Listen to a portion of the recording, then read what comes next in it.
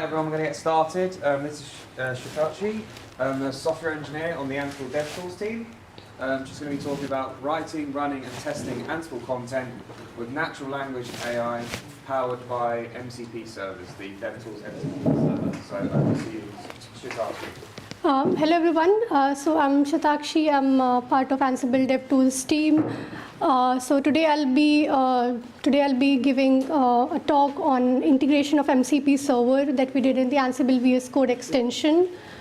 So before starting or jumping straight into it, just want a quick question.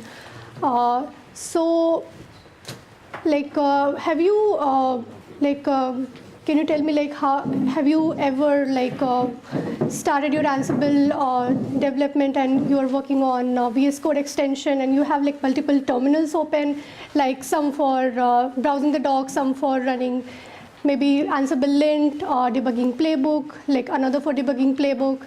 So yeah, multiple terminals open, multiple browsing for docs. You have docs open. So has anyone encountered the situation multiple things open at the same time? Okay, lots of hand raised, so that's good. It's not. It's less about the complexity of Ansible and more about how our tool talks to each other and how less they are actually sharing context. So just to solve this problem, we are integrating the MCP server in the extension. So first, I will quickly jump into just looking at the problem first, why we really need this. So there is a lot of back and forth that happens when you are working simultaneously on different tools. You are linting your playbook, you are using Ansible lint, and then you are running your playbook, and then after that you are debugging that. So there are multiple workflows that are happening in parallel, but they're not really aware of each other. So they're not really talking to each other. There is a continuous, there's a cycle of from editor to terminal to browser to docs and then back again to the editor. And so this takes away a lot of time and energy. And then next problem is environment related failures. We are catching the environment related failures after a lot of time. So we are discovering that very late basically, and information getting lost from the start to the end. So while you're starting the authoring of content and then you are validating and then you are executing and then you are going back and forth on it. So there is a lot of information lost in between. So yes, it looks something like this. You are confused. There is a lot of tools and it's okay, which tool is doing what? It's exactly not putting in this picture. So yeah, basically, so a lot of it's not about every tool. It's working correctly on its own, but none of them share what they already know. So Ansible lint, you did run Ansible lint and it's correctly reporting the issues, but it does not has any runtime context. Similarly for Ansible Navigator, you ran a playbook using Ansible Navigator, but it is debugging your playbook, but it does not has the actual context of your author while you were authoring and validating the playbook. So yeah, there is this mismatch. So lint findings, playbook lines, and execution failures, they are just trying to correlate to each other, but they are not really able to do so. So what if this context wasn't really lost and there was some way to connect these dots together? So with the help of Model Context Protocol server, MCP server, what we are trying to do is it enables the AI model to interact with external tools through a unified interface, which is the VS Code extension, and it enables multiple Ansible developer tools to cooperate on the same shared context. VS Code enables us to create servers that provides multiple tools, so you can create a tool for your own use case, multiple prompts, multiple resources within a single MCP server. and you can extend the capabilities of AI agent inside your VS Code. So going ahead, where exactly all this is happening. So we have a Ansible VS Code extension, which is an extension for Ansible inside VS Code. So it's a graphical user interface for our Ansible dev tools. Looks something like this.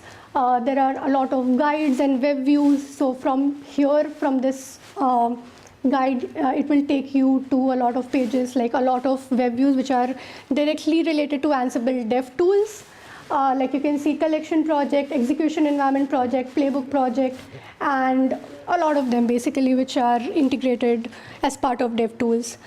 So, and VS Code extension, it comes with a lot of features like syntax highlighting, linting, intelligent code completion, extensive support for a lot of configuration, basically settings that you would need to add in for your like user related setting or your own workspace related setting. You can configure that inside VS Code extension settings. So there is an extensive support for that. Then it also supports containerized execution environment. So you can, inside the setting, you can like basically specify your custom execution environment. So that will, with the help of that, you can run your automation using that execution environment image. And yeah, a lot of web views, a lot of guides that will like help you to navigate through all the features of Ansible DevTools. The goal here was to curate like all-in-one Ansible GUI MCP server that contains all the goodness of Ansible developer tools. So it really helps in streamlining your workflows from creation to testing to debugging your automation, and then it also provides a very native VS Code experience, which is very helpful for beginners who are just getting started in their automation journey, and they're not really familiar with the jargons that we use. So they can use the natural language and like start on their automation journey and understand the workflow. Okay, so now how you can enable the MCP server, how you can register things in your workspace, how you can get started. So there are a couple of options you can do that. First option is using the VS Code command palette. So basically, so this is about registering your MCP server, and internally we are using, so there are a couple of ways to register an MCP server. We are using the programmatical way of registering, so you don't need to rely on any settings file like mcp.json setting file. You just need to, there are a couple of ways. So first way is using the command palette. You just need to trigger the command palette. Like if you are on, let's say, Mac OS, Command-Shift-P and Control-Shift-P for other platform, and you need to start like searching for Ansible Development Tools MCP server, and it will come up. And then you just need to click on it, and then once you click on it, that would register your MCP server. And now that the MCP server has been registered, then you need to start the server. So then again, you need to go inside the command palette, and you need to find MCP list server. And in that list, you will be able to see our Ansible DevTools MCP server. Then you need to go inside it and start the server. I'll show you how it actually looks in the demo a little later. So option 2 is via the Ansible extension settings. So as I mentioned, Ansible extension comes with like extensive settings options. So one of those is to enable MCP server. So in the settings from the settings window, you can go inside extension MCP, Ansible MCP server, then just click the checkbox right next to enable the Ansible DevTools MCP server. Then find and select the option for MCP. Yeah, it's very similar to the option that was mentioned, the first option basically. It's just that here you are going inside the Ansible extension setting and clicking that instead of command palette. So that's the second option to enable that. Third option is via using the getting started guide. So as I mentioned a little earlier, there are a lot of guides and web views that are available in the homepage of Ansible extension. So there is an option using which you can directly click on getting started, and then it will lead you to register your MCP server on the back end.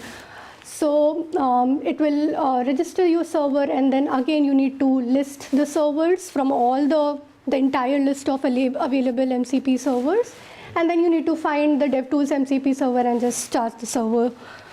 And once it is like everything is registered and enabled, started, then let's see what we can do after that. So closer look at the entire workflow.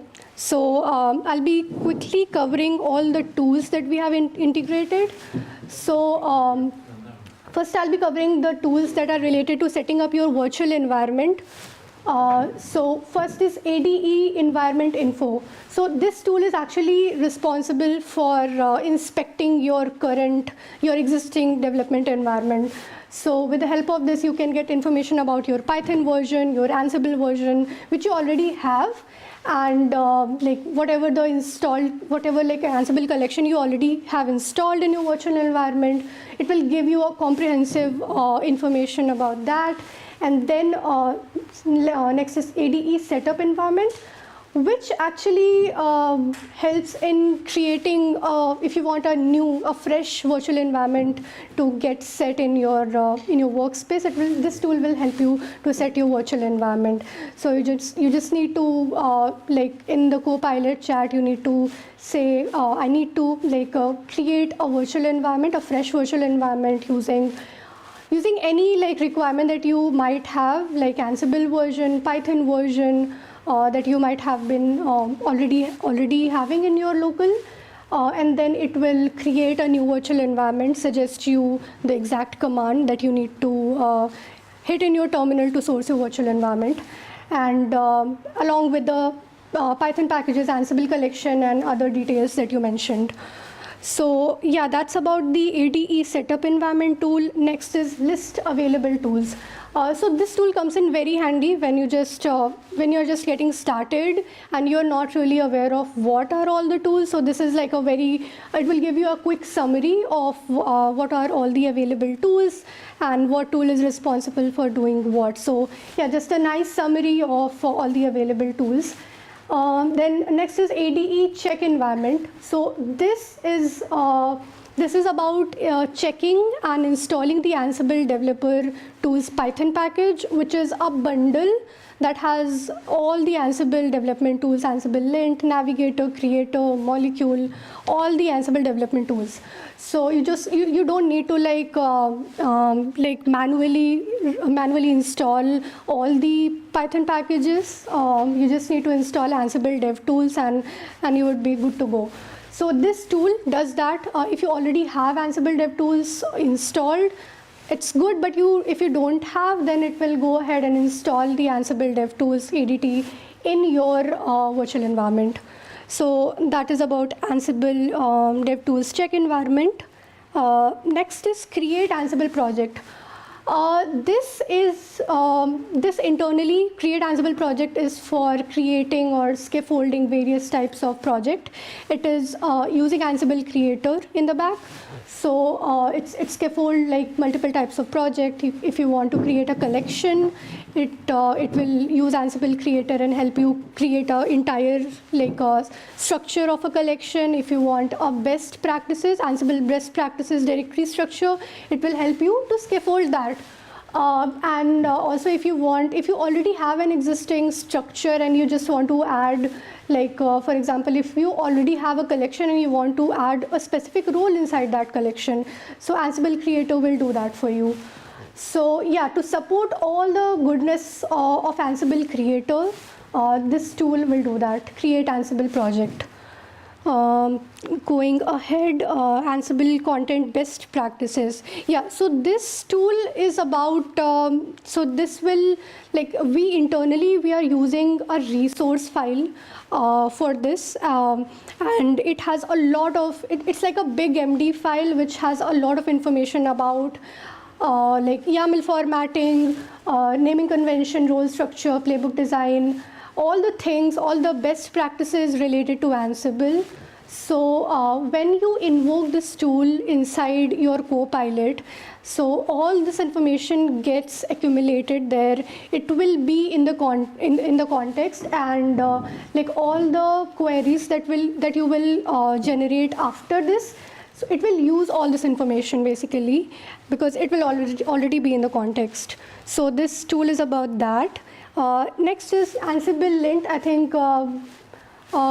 So I just want to check like who all are familiar with Ansible Lint, and can you raise your hand? Okay, that's awesome. So yeah, Ansible Lint does not need like a lot of explanation. Internally uses Ansible Lint tool to detect your playbook, to run your playbook against some rules that we already have in the lint, and it also supports auto fixing to some extent. So in the Ansible Lint CLI, we have this --fix command line parameter, which tries to, if Ansible Lint is encountering any error, the autofix tries to go ahead and like basically fix that for you to some extent. So if from this tool, we are also dealing with that, like Ansible Lint, reporting the error, and then we are also extending this tool to support the fix parameter of Ansible Lint for the auto remediation. And next is define and build execution environment. So this is about creating execution environment image that like execution environment definition file that you can later use to build your custom execution environment image using Ansible Builder. So you can specify your base image that you want. You can specify the tag, basically all the details that you would need inside your execution environment definition file. You can customize those inputs. And then you can also add your like whatever collection that you want inside your EE file. You can add that, and then it will give you, it will help you to generate the EE file. So, and that your EE file you can use later. An Ansible Builder you can use to basically generate the EE image out of that, and you can use that EE image to run, like use Navigator and run inside that EE image. So yeah, this tool will help you with the execution environment definition file. Next is Ansible Navigator. So yeah, it would run Ansible Navigator, like Ansible Navigator CLI, and Ansible Navigator tries to find, if you are trying to use the EE support, it will try to find Podman or Docker, whichever it finds first. And if it's not able to find it, then it would basically skip it, and you won't be able to run your automation inside your execution environment image. So yeah, this tool helps to run your playbook using Navigator. Now it's the demo time.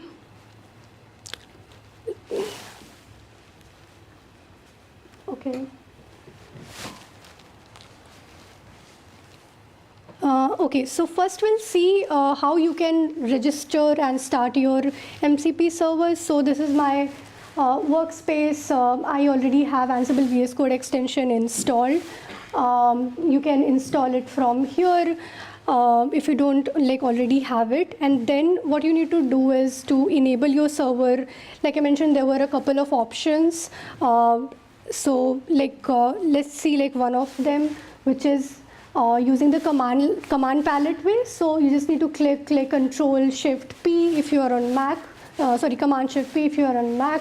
Then you need to like start writing enable DevTools MCP server. It would come up basically with this, and then you just need to click enter on that, and a nice like message would pop up here that Ansible Development Tools MCP server has been enabled successfully and it's now available. And from here you would know that okay, my MCP server has been registered successfully, and then you just need to list it amongst all the other available server. So there you can, let me just go back a little. Yeah, so there you can see the Ansible Development Tools MCP server is listed over here. If you go inside it, you can start your server. It will show you that it has been able to discover all these tools. So from that message, you can be sure that yes, you have the server successfully registered and started. And from the Copilot settings tab, you can also see all the available tools. So yeah, and once the server is registered and started, you can start like trying out different tools that are available. So yeah, the first and foremost thing is about like setting up your virtual environment with whatever Python packages, whatever collection you want inside your virtual environment. So before creating the virtual environment, I'm just writing inspect my environment just to see what I have already in the existing virtual environment. So as soon as I just write inspect my environment, it is trying to invoke a tool which is ADE environment information, the tool that I mentioned earlier, which will basically inspect my current virtual environment and give me a detailed information about my Python version, my Ansible version, if I already have a virtual environment or not. So it will give a nice summary of all of that. Yeah, thanks. That looks so much better. So yeah, there is a nice summary of all of that, installed collection, Ansible tool, Python version and all of that. So if you already have an existing virtual environment, it will give you like a nice summary. If you do not have it, then you can use, and it's also, since I was having a virtual environment, it's also like at the very end, it was suggesting that you already have a development environment and it's fully set, you just need to source it. So it is giving me a command which I can use to just activate my virtual environment.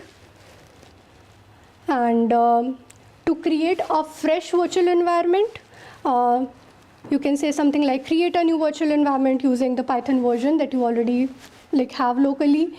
Let's say if you are saying to use Python 3.13 and you already don't have Python 3.13 installed on your system, it will show you a message that you first need to install Python 3.13 and then you can activate or like get a virtual environment that is using Python 3.13. So that's a prerequisite, but you will get a message saying that. So yeah, I'm just here I'm saying to create a new virtual environment using Python 3.13 and install Ansible.NET Common Collection inside it. You can add more details here, more collection if you want to install inside that environment, more Python packages. It will do that for you. So as soon as I hit that query, yeah, it just needs some, while I was recording it, I had to like add more specifications. So I wrote VNV and then it was not able to get it. It depends from like what model you are using and how smart your model is basically. So then I had to like go ahead and say virtual environment instead of VNV. So yeah, that's totally up to like that's totally up to the model that you are using and how smart it is. So yeah, like after that, it is trying to trigger ADE setup development environment tool, which is internally using Ansible dev environment like Python package, which is a part of ADT. And that is responsible for install your collection inside your virtual environment. So we are utilizing that tool basically. So it has all the information about my system, my OS type, distribution, Python version, the collection that I mentioned that I want to install Ansible.NET Common inside my virtual environment. It has all this information, and it ran it. So yeah. And then there is a nice summary that I've created a new virtual environment with Python 3.13 and installed the Ansible.NET Common Collection. And at the very end, it will give you the command that you can just copy and paste it in your terminal to source and activate your virtual environment. So yeah, that's about setting up your environment to actually get things started before you actually start your automation. I'll move ahead because I covered that. Yeah, just another tool which I mentioned earlier that lists all the available tools. So yeah, as soon as you say list all the available tool, it will invoke this tool. you will need to allow it. And then in the output, in the Copilot output, you can see what are all the tools that are available to us, and just a quick summary, a description about what each tool is actually able to do. So yeah, you can see a description about that using list available tool. And then and also before you start like writing anything, as in like scaffolding a collection, scaffolding a playbook, adding role, before you actually start working on that, be sure to check if you already have like Ansible DevTools package installed or not. Because that way you will be sure that you already have everything installed. So yeah, I'm just saying that check if I already have ADT installed or not, and it is trying to invoke ADT check tool, which basically install Ansible DevTools Python package if it's already not installed. And if you already have it installed, it would just give you, show you that it's already installed. And yeah, a bit of summary that what all the tools ADT has and what you will get. So, okay, I need to,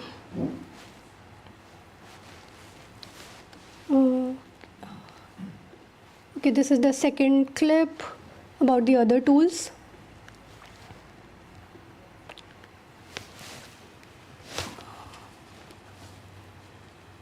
Okay, yeah, so once we have everything like set up, our virtual environment is set up, everything is installed, then we need to start creating stuff, like creating projects, collection. So here I'm trying to create a new playbook project, which is named as, I'm just naming it as Demo Web Server.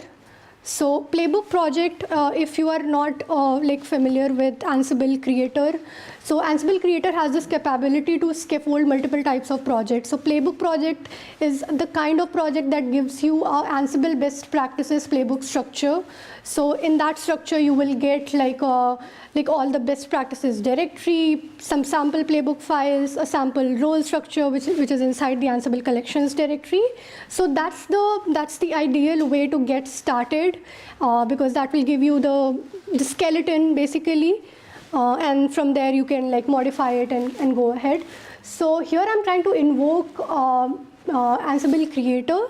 But even if let's say I'm not familiar with Ansible Creator, I don't need to specify Ansible Creator as in, I just need to say like create a project for me, which is named as this or that. You can name it anything.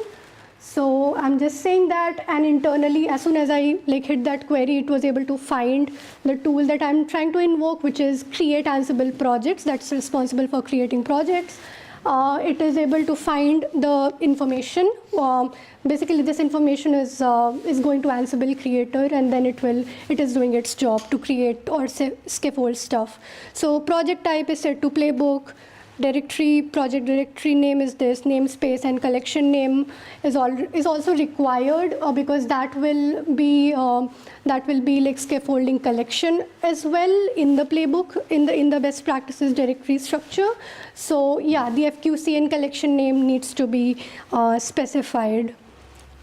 So yeah, it has that information, and with all that information, when it is running, it was able to create an Ansible playbook project, Demo Web Servers, and the structure looks something like this.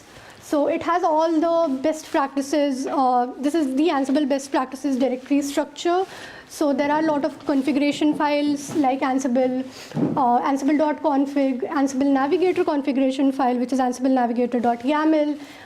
Then we have some sample playbooks, Linux playbooks, some sample network playbook, site.yaml that actually contains your role, which is inside the Ansible collection. So we are scaffolding a sample run role inside this collection.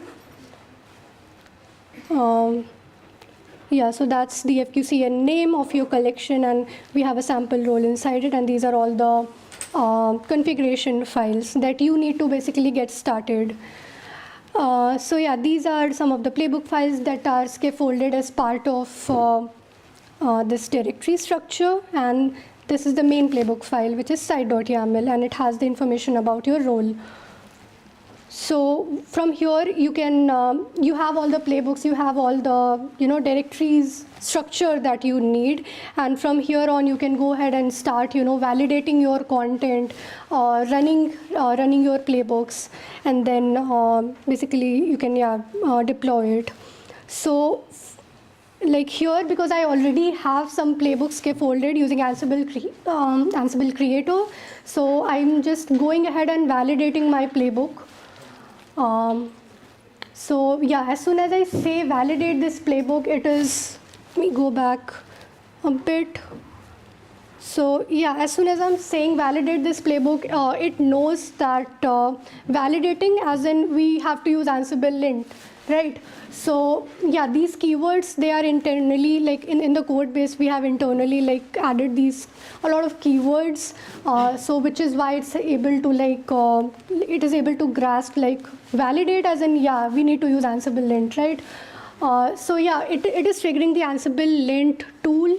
The file information is there, which is the playbook file, and then if I just click on allow, it will go ahead and run Ansible lint on it, and and it is first asking me, so would you like Ansible lint to run with fix or without fix? Like, do you want automatic fixes if there are any fixes, if there are any issues in your playbook?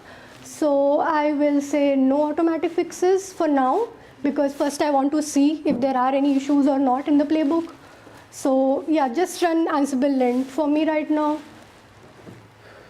No automatic fixes. So it will go ahead and simply run Ansible lint and give you a summary of what was the issue that it is founding, and so yeah, the syntax, like here it was, this was the syntax check failure, and then it is saying that it is like you need to install the missing collection basically. So yeah, that way you can validate your content. I also have like another playbook using which I can quickly show how Ansible lint autofix also works, like how it can automatically fix the failures for you to some extent. So here is my another sample playbook, and first I'll validate this playbook using Ansible lint, and then we can see if we are able to like autofix or not. So yeah, let's see. First I will just say validate this playbook. It will probably go ahead and just simply run Ansible lint without fix.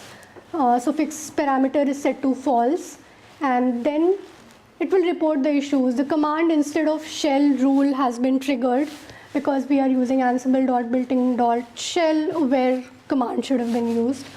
So yeah, and now and in the end, it is asking me that would you like me to run with -- fix to automatically fix this issue. So yes, because this is a very quick fix, I wanted to just let the MCP server do this for me. So fix is set to true once I said yes, use autofix, and here I will just pause it a bit, and there you can see because it's not MCP server actually, it is Ansible lint working on the back end and doing its job. So Ansible lint is going ahead and modifying this playbook content and fixing it actually. So now ansible.builtin.shell has been converted to ansible.builtin.command, which is what we expect here. So that's about the auto fixing. You can just say validate this playbook, and if there are any issues and if those issues are coming under the umbrella of autofix parameter, then it would fix for you. If not, then you can use the like you can go through the documentation, you can see what the exact issue is, and then you can actually tell, you can use the Copilot to like maybe like get help on fixing those issues. But yeah, Ansible lint does have support for it to some extent. So yeah, this was about Ansible lint, and at the end I'm just running what are the best practices for writing a playbook. This you can actually like I'm here, here I'm writing it, I'm querying the best practices rule after a while, after validating, but this is something that we can also fetch at the very first step, before even creating any playbook or before any project creation. So it will have all the context, all the best practices context of the playbook, role, YAML formatting, best naming conventions and everything. So because here I'm saying what are the best practices for writing a playbook. So the topic has been selected as playbooks. If you, for example, let's say if you have asked about roles, then it will only show you information like best practices, information about roles, and so on. If you have, let's say, if you are asking it about naming convention, like best practices for naming convention, the topic will be set to something like that, and then it will only show you information about that topic. So here it will show me all the best practices for writing Ansible playbook. So internally, this is a resource that we are using inside our MCP server. It's a big markdown file, and then we are querying as per the topic. So yeah, this tool actually helps to build a lot of context. So let's say when you trigger this for, you ask what are the best practices for roles, and it is showing you the entire list of best practices for the role. All of that information will be in the context while you are working on the roles after that. So that's how it helps. Okay, the next slide, which is about, so we have successfully validated our content as well, and now I will move ahead and use the information from my playbook to create a EE definition file, the execution environment definition file. So I just said use the playbook content and create an EE. So it went ahead and invoked define and build execution environment tool, which is responsible for creating the EE file. You can add your custom base image name, whatever you want, the tag that you want to be used, and all the collection information, and that will generate a EE definition file for you. So here the base image was used as Fedora 41, Python interpreter, required dependencies are, it's just showing you what are all the information that is getting inside your EE definition file. So let's see, so this is our execution environment.yaml file that it has created, and that's how it will look. So here if you are, so these are the basic, basic dependencies that goes inside the EE definition file. So you will always be having Ansible core, Ansible runner, you will always be having Ansible utils, because in the resource file we are adding Ansible utils. So if you want, you can remove Ansible utils and add your own custom collection like Ansible netcommon or whatever collection that you want inside your EE file. So yeah, that's how your EE definition file would look like. And then at the end of the chat, you can see it's saying, would you like me to build the execution environment image for you? So yes, I do want to build a custom execution environment image using this EE file. So I just said yes, and it is invoking Ansible builder build command and adding the path of my execution environment.yaml file. And yeah, basically it's running this command, and it will after this is successful, it will give me my image with the tag. So let me, since this will take some time.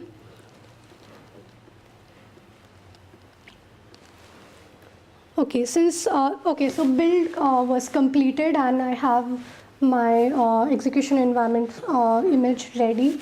So now it is suggesting that because since we have the image ready, so we can use Ansible Navigator and use this EE file, use this EE image with Ansible Navigator. So it's giving me the exact command, Ansible Navigator command, which I can use and run my playbook. So Ansible Navigator, run, playbook name, and then followed by the execution environment image, which was tagged as playbook EE latest, which is the exact tag which you will be getting in your EE file, which you'll be mentioning in your EE file, definition file. So yeah, you can just copy and paste that in your terminal, and Ansible Navigator will run that playbook inside your custom execution environment image. So yeah, that's about it. This was the entire workflow from the project creation, like first setting up your MCP server, registering it, starting it, then making sure you have the virtual environment. Basically, you have the things that you would need in your environment. If not, then you should be able to install it using the tools that are available in the MCP server. And then once the environment is ready, you can create your content, you can create your project, validate it, and then debug it using Ansible Navigator. So that was the entire workflow. Some of the focus areas in the year ahead for us is to make more improvements in the MCP server, more tooling integration, and providing more and more consistent developer experience.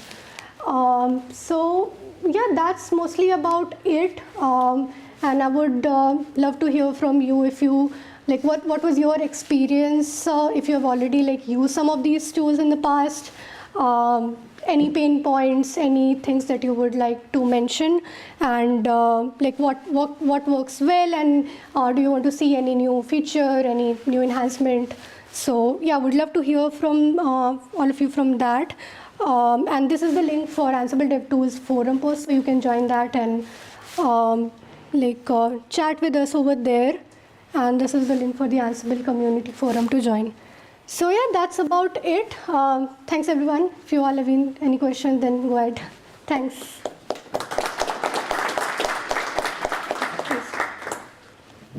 Yeah. I have a number of questions. So a lot of this is fairly new to me. In the Ansible execution environment, is that part of the Ansible automation platform, or is that part of Ansible Core? That's part of AAP. Okay. Yeah. Can you just repeat the question for the recording? Yeah. As in Satoshi, can you repeat the question for the recording? Can you explain? No, I'll repeat it, but you're going to need to repeat it for the recording because they can't hear it. The recording can't hear me like it can hear you. Yeah. So is the Ansible execution environment part of Ansible Core, or is it part of the Ansible automation platform? So this is part of Ansible automation platform. And there is also a community community image that you can use. So there are we do support both. Yeah. What was the question? Can So- you repeat it? Yeah. So the question was basically the execution environment. Is this part of Ansible Core, or is this part of AAP, as in the platform? So we do have support for both. There is the community support for the execution environment, and then it also has it's also in the AAP. Yeah.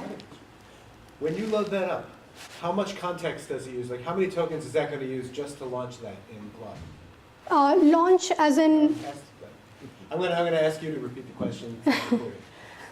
yeah. So you're asking me about the tokens basically. Yeah, how much context is it? So first, as in you need to build your context. So you need to give some information. While you are developing it, I triggered a tool which is able to grasp a lot of context, like Ansible best practices tool. So once that tool information is in there, it already has a lot of context. So you don't need to it won't consume a lot of tokens once it has the context. And since all of these, you will be using all of these together, all of these tools together, so that also comes in very handy, as in to reduce the count of tokens. Right, no, but my question is, there's some number of markdown files that you're including in Yeah, there to inform the LLM Yeah. how to even get started, right? Yeah. So when I say launch that, what is kind of my context overhead in tokens, so that I can sort of budget for how much what do I need in order to start working like this? It's not a lot, definitely. We don't have this calculated as of now because we just like implemented this and we are still like optimizing this, so we don't have an exact like number for it. But it won't be consuming a lot of tokens because this is like these are all of these tools are working together, and as soon as you will start as soon as it's having some of the context in place, all the tools will eventually like get grasp on it. So yeah, but we are definitely working on optimizing this. So yeah. I don't want to hog up all the Yeah, questions. please go ahead. Yeah, I have a question about NCP server. Yeah. It is possible to use with another editor? Yeah, or you only can- VS Code? No, it is possible. For example, if you want to try it on Cursor, maybe. So then there is a file, there is a configuration file that you need to configure a little bit, which is I guess cursor mcp.json. That name goes something like that, cursor mcp or mcp cursor json. You need to mention some details, some configuration details inside that file, and then you would be good to go. So you'll be able to like run all of these inside Cursor or any other IDE. So just need some more configuration and then you would be good to go. But since it is VS Code native, in VS Code you don't need to have any custom configuration file. You won't need that in VS Code. Yeah.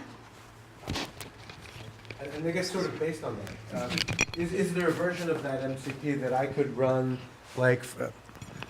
Thank you. Is there a version of that MCP that I could run like inside a Claude CLI just in a terminal? We have not yet. It's not yet. So you are asking me that. It's just an MCP server. It should run inside of Yeah, a you Unity can shell. Yeah, it should work. It's just that we haven't like really like tried and see it if there are any like issues when Okay. you do it. But yeah. Okay, no, I'm in an enterprise environment where I can't get to a production server, which I control with Ansible, from my desktop. So Okay. I'm like logged in to a terminal session, and if I need to make any adjustments to the Ansible, I'm generally doing that either like I'm either like in an IDE on my desktop and copying things over to this control server, or I'm like hand editing stuff on the control server. Okay. And this would be, I think this would be like super helpful for that. Okay. That's great. Thanks. Thanks. Okay. Any other questions or any other feedback? Okay. Thanks everyone. Cool. Thanks a lot. Thank you.